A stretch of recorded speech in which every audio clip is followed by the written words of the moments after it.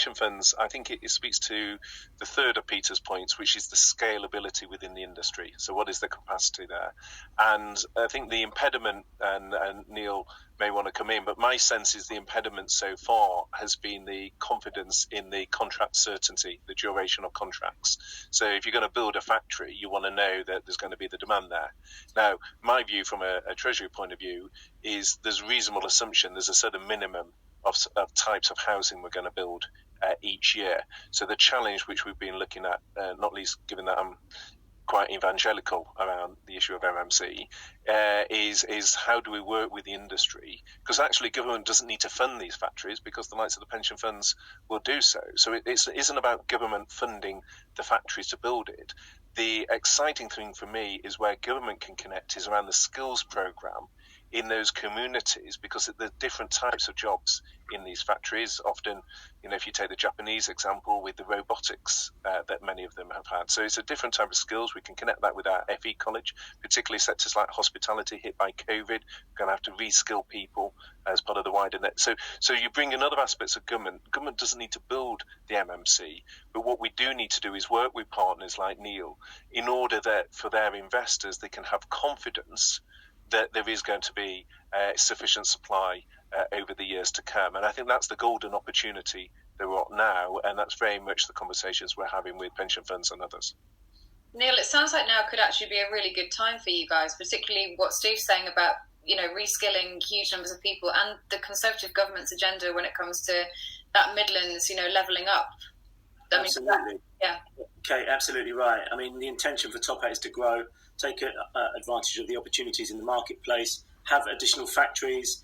But you're right, Steve, we need a particular level of throughput to underpin and underwrite those factories. But it's not vast numbers. It's several hundred a year for a few years, 4 or 5 years perhaps. And actually, when you look at the requirement of homes in any particular area you choose to pick, you see that it wouldn't take many partners getting together to actually give you that number, that minimum of access.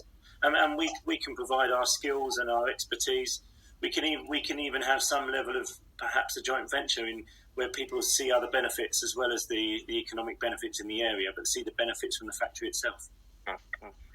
Peter, we talked a lot about MMC. We've got 5 minutes or so left. Can we talk to you about funding, innovative funding, different ways of doing this? I mean, I still don't feel like I've solved the actual question of how to solve this problem of housing. I think that if you look to Europe, many countries have private sector solutions to affordable housing. And I am certainly not advocating the abolition of my own sector, but I'm merely highlighting that there are other ways of achieving similar objectives. I would argue that there's over $2 trillion of ESG money in the world today. And I would argue that there are very few, for being coarse, investment opportunities for that money that deliver both a reasonably interesting economic return as well as an overwhelmingly compelling ESG return. Housing is unquestionably one of those areas.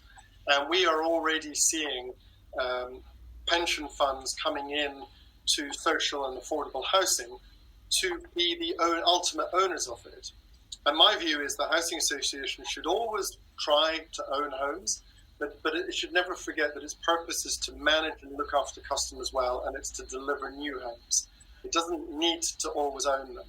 And I think that with government support of creating a stable, predictable market, dare I say that word, where the government and Homes England get behind championing Britain as an investment place, and where we find a degree of certainty on things such as rent over the longer period, I genuinely believe with the ESG component of what we do, we can bring in many, many billions of pounds of investment capital to support building and new house production.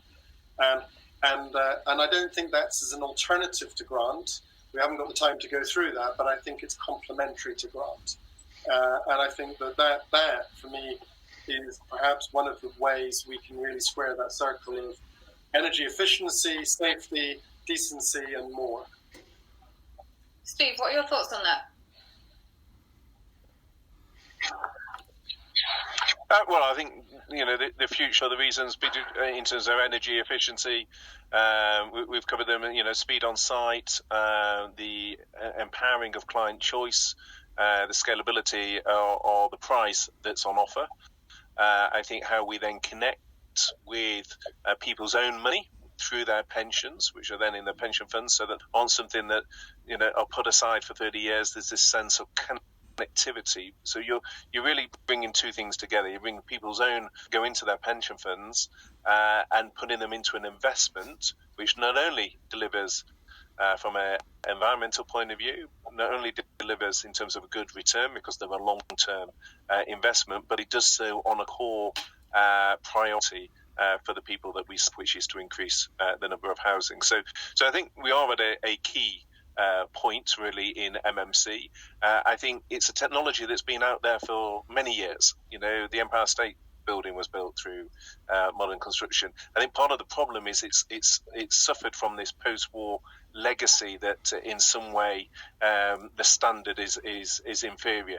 When as Neil and others will know, actually the industry has come on, technology's come on, the standard is extremely high. And I think some of this has been culture, that has perhaps taken a less favourable view. And I think that's what is changing. It needs to change more. That's reflected in, say, the mortgage industry. It's reflected in getting the pension funds to invest. And it's also about getting more consumer choice. So people feel that they have a bit more say on the housing that they're buying. Thank you.